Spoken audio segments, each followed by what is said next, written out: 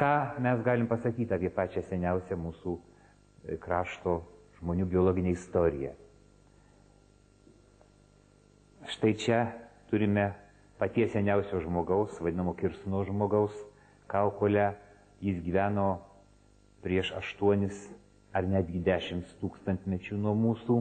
Greta matome Vytauto Urbonavičiaus atliktą skulptūrinę rekonstrukciją šito žmogaus.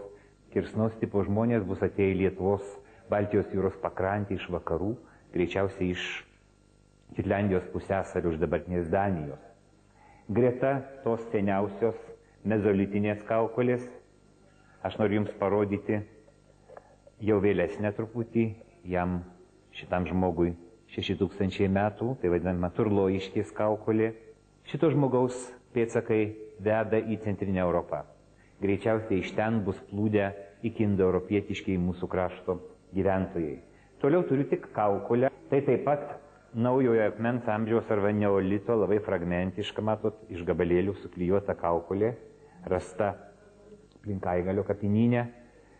Tai vadinama laivinių kovos kirvių ir virvelinės keramikos žmonių grupė.